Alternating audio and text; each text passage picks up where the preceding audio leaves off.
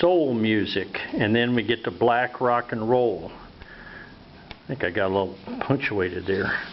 Okay, black rock and roll, funk, Kool and the Gang, Earth, Wind and Fire, Bootsy's Rubber Band. I never liked funk, but it's kind of funky to listen to it. Hip hop.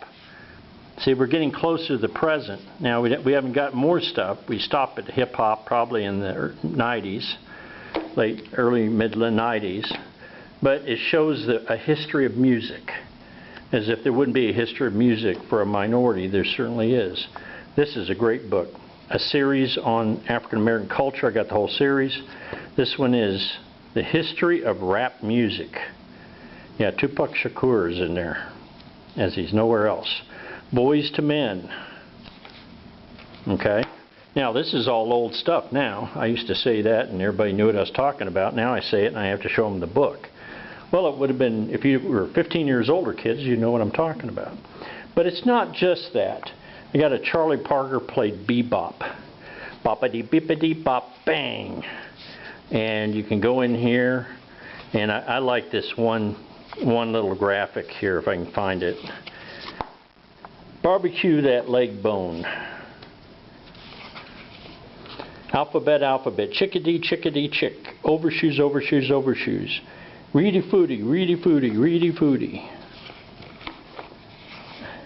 Charlie Parker played bebop. Charlie Parker played alto saxophone. The music sounded like hip hop. Never leave your cat alone. There's the cat.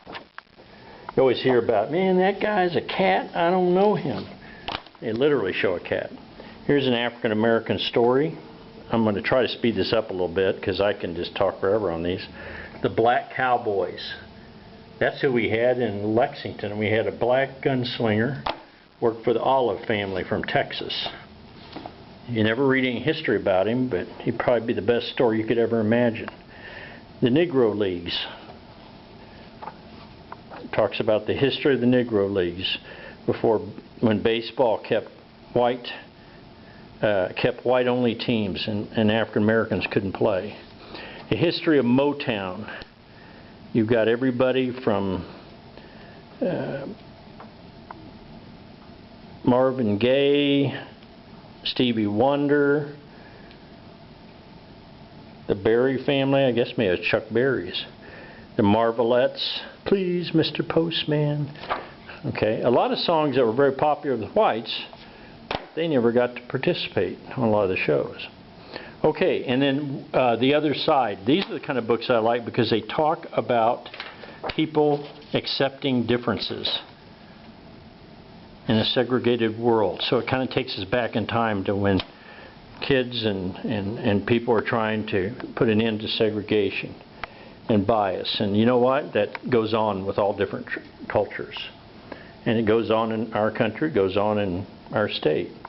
You still have bias, but a lot of people like to pretend it's not there because they don't want to be, you know, they do it in subtle ways because overt racism isn't cool. But there's still people that are concerned. And then here's one that I have to stop to show you. Through My Eyes. This is Ruby Bridges, and this is what she faced when she tried to go to elementary school in Little Rock, Arkansas. And there she is. Kennedy, they had to bring in police. They even threw stuff at white kids that went to the school because they wanted everybody to boycott it. And there was her mother was bringing her, and Thurgood Marshall, and some of the kids that she played with. And I think it got better later on. Well, when she first went to school, people were calling her the N-word, and she was a first grader. And people were, look at this, people guarding her, U.S. Marshals. These are the kind of people that were trying to stop her from going to school because they didn't want integration. Okay, well that's some of the stuff I love. You can tell I love these books, so I'm going to take a little break.